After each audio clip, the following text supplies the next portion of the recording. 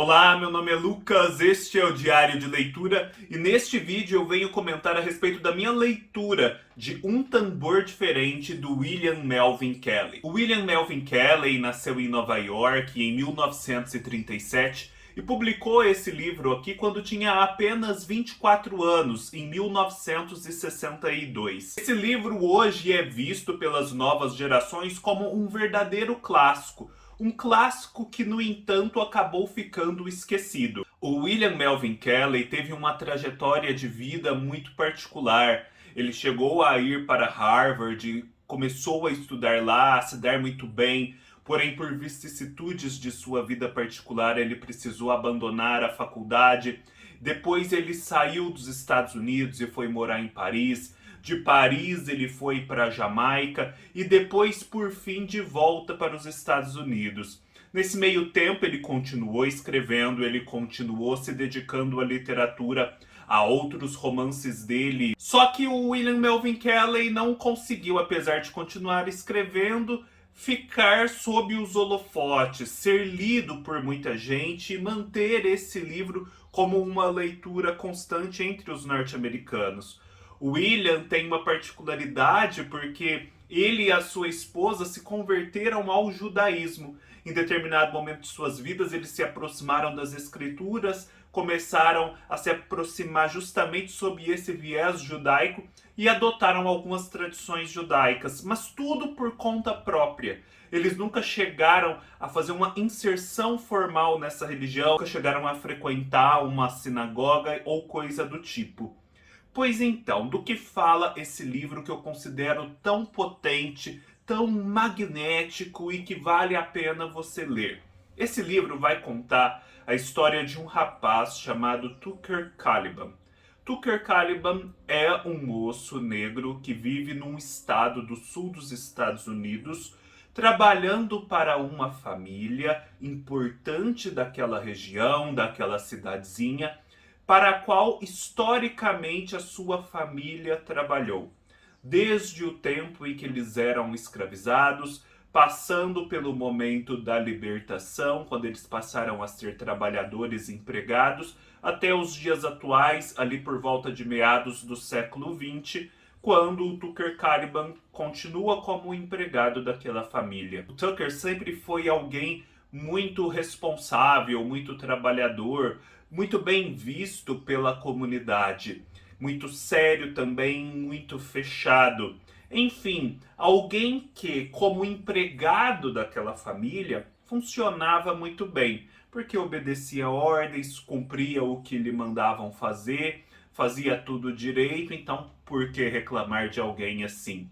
O Tucker Caliban não era alguém envolvido com a luta pelos direitos civis, contra o racismo ou coisa do tipo. Muito pelo contrário, ele em alguns momentos que nós vamos conhecer ao longo da narrativa, teve até tensões com outras pessoas que se envolviam nesse tipo de movimento. Eles rejeitavam uma tal participação. O Tucker nunca teve uma educação formal propriamente dita, não era um homem de letras. Era alguém ali que desenvolvia a sua consciência a respeito da própria condição de forma autônoma, sem esse molde formal de quem estuda. Pois então, o livro começa com o seguinte fato: Tucker comprara um pedaço de terra dessa família para a qual ele trabalhava, onde os seus ancestrais também trabalharam, e ele decidiu ali constituir uma fazenda. Passado algum tempo, o Tucker simplesmente decide pegar a sua mulher e fazer o seguinte: ele salga toda a plantação, as terras que ele comprara, de modo que nada mais nasça ali. Ele abate os animais de criação que tinha e, por fim, põe fogo na casa onde morava e vai embora. Vai embora com a sua família do estado, sem dar maiores explicações. Os brancos que viviam no local, inclusive, assistem a essa cena ao vivo, estão ali do outro lado da cerca da propriedade, não invadem a propriedade porque, enfim, é uma propriedade privada. e ficam sem entender o porquê daquilo está acontecendo, o porquê de alguém como Tucker, tão pacífico, de repente tomar uma atitude desse tipo. E os outros negros, muito embora não haja uma liderança ativa de Tucker Caliban, decidem simplesmente fazer o mesmo. Começam a reunir as suas famílias, pegar ônibus, pegar trens, etc., caminhar para fora daquele estado imaginário no sul dos Estados Unidos. De tal modo que, passado um tempo, não há mais negros naquele estado e ninguém entendeu muito bem o porquê daquilo ter acontecido. Restam os brancos. E é a partir do olhar dos brancos que nós vamos acompanhar essa narrativa aqui. Porque são capítulos que se sucedem, cada um contado por um membro daquela comunidade que assiste a esses fatos insólitos e que também acompanhou toda a trajetória de vida de Tucker e de sua família.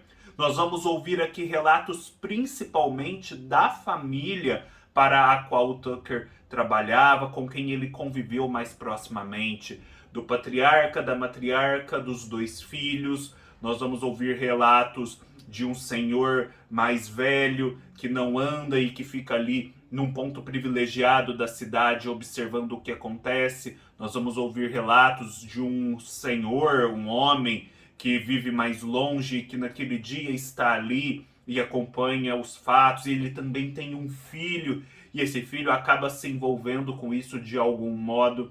O que paira, obviamente, é a perplexidade. Só que logo esse senhorzinho, que já é mais velho, se recorda de um ancestral mítico do Tucker Caliban. Um ancestral que teria doado ao Tucker esse sangue indômito que de repente aflorou. É um personagem chamado O Africano. Quando chegou à costa dos Estados Unidos, escravizado num navio negreiro, teve uma reação de revolta muito forte. Ele era um homem grandioso, muito forte, e as correntes com que tentavam prendê-lo não conseguiam fazê-lo. Ele rompia aquelas correntes, ele inclusive matou o comerciante de escravos com uma dessas correntes, simplesmente arremessando ela contra ele. E ele fugiu e saíram em seu encalço como numa verdadeira caçada. E esse homem forte, com correntes atreladas a ele, mas soltas, carregava uma criança pequena. Até que a caçada foi cruel e ele finalmente foi morto. E a criança mantida. Essa criança passou a ser a escrava dessa família e deu origem aos Tucker Calibans da vida e todos esses homens que depois trabalharam na mesma propriedade. Então, essa lenda ficou. Os outros membros da família, os sucessores, eram muito tranquilos, eram muito conformados com a sua situação, mas havia aí esse ancestral que não se conformava e que pareceu ter aflorado aí nas veias, nas ações do seu sucessor Tucker Caliban. E a gente também vai acompanhando a narrativa dos membros da família. Esses membros da família que conviveu com Tucker já não são as pessoas assim mais cruéis como seus ancestrais eram. Eles até têm um bom convívio com Tucker, não são pessoas ativamente racistas no sentido de cruéis, que cometem vilezas, desrespeitos bárbaros. Porém, apesar desse convívio pacífico, quem sai favorecido pela convivência é a família branca. Porque o Tucker, no fim das contas, está apenas servindo e servindo calado, concordando com o que lhe dizem. E essa família, por si só, está em frangalhos. A gente vai acompanhar isso aqui. Porque o patriarca não está satisfeito com a sua condição, com o que ele faz da vida. A esposa está nada satisfeita com o casamento, inclusive ela está prestes a se divorciar. O filho detesta o pai, o filho tem um ressentimento pelo pai muito grande, porque o pai não conseguiu dar-lhe afeto, conviver com ele a contento. Esse filho se relacionou muito com o Tucker Caliban, foram crianças que brincaram juntas. Há também a filha, e essa filha, por sua vez, conviveu com a esposa do Tucker. E essa esposa do Tucker, nós vamos ficar sabendo, ela era uma moça também negra que estudava.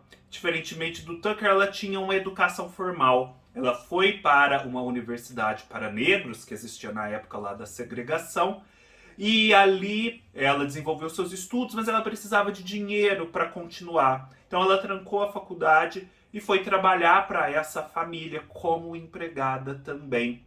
E isso criou situações de conflito, porque ela tinha amigos que defendiam uma posição mais ativa dos negros, uma consciência maior da condição na qual estavam inseridos. E o Tucker não queria aquilo, o Tucker se rebelava contra esse tipo de discurso, contra esse tipo de abordagem. Parecia que ele queria se conformar simplesmente. Nós também vamos descobrir que esse patriarca, cujo casamento está em ruínas, um dia foi um jovem idealista. Ele foi um jovem que foi para a universidade, se envolveu com um moço negro que estudava ali e que tinha uma inteligência muito grande, uma consciência da sua condição racial, dos problemas que enfrentava e do que deveria ser feito muito grande. E então esse jovem branco que estudava com ele ficou imbuído desses ideais e queria fazer diferente. E começou a fazer diferente, a atuar de um modo diferente no mundo, a ajudar essas pessoas, a não ser simplesmente mais um no meio da multidão. Só que a sua condição ali, poderíamos até dizer de classe, sua condição familiar, forçaram-no a retomar uma vida burguesa, a abandonar esses ideais. E então ele se afastou desse colega negro, que depois se tornou um reverendo de uma igreja para negros, que também liderava todo um movimento antirracista em prol dos negros ali nos Estados Unidos. E esse jovem branco, justamente quando abandona esses ideais e se conforma a uma vida pequeno burguesa, ele tem o seu casamento caindo ladeira abaixo. É como se a chama, a sua genuína essência, fosse o que alimentava aquele amor. E uma vez ela sendo obscurecida, esse amor, por consequência, deixa de ser viável também. E aí nós vamos também descobrindo como se deu a venda dessa fazenda ao Tucker. Afinal de contas, isso é dado como fato no começo do livro, mas é estranho, afinal de contas, aquela era uma família tradicional, aquelas terras eram muito importantes, tinham um valor simbólico muito grande, então vendê-las para o atual empregado negro já significava por si só um ato de renúncia, um ato de ajuda, de colaboração. Este é um livro principalmente sobre como lidar com essa situação de injustiça a que os negros eram submetidos. Uma situação que, em casos como este aqui narrado, se acomodava num arranjo pacífico. Já não havia mais a escravidão, já não havia mais castigos corporais. No caso dessa família, não havia um racismo ativo, ostensivo, explícito, ofensas, maltratos, mas havia essa situação estrutural de subjugação, de silenciamento, de obediência. Tudo funcionava muito bem justamente porque esses negros que trabalhavam obedientes, calados, ordeiros. E as tentativas formais que são feitas para mudar essa situação, as tentativas através de movimentos, de educação formal, consciência política, parecem não atingir os resultados almejados. Entretanto, essa ação espontânea do Tucker, que não tinha educação formal, ela sim atinge resultados muito fortes. Ele toma essa atitude drástica, que é altamente simbólica, pensa salgar a terra, abater os animais e queimar a residência, é algo muito imagético. Ele toma essa atitude, simplesmente não dá explicações, O que ele discursa através de atos e gestos, e mesmo assim todos os outros negros seguem-no e o Estado fica esvaziado. E essa grande ausência se torna eloquente para os brancos.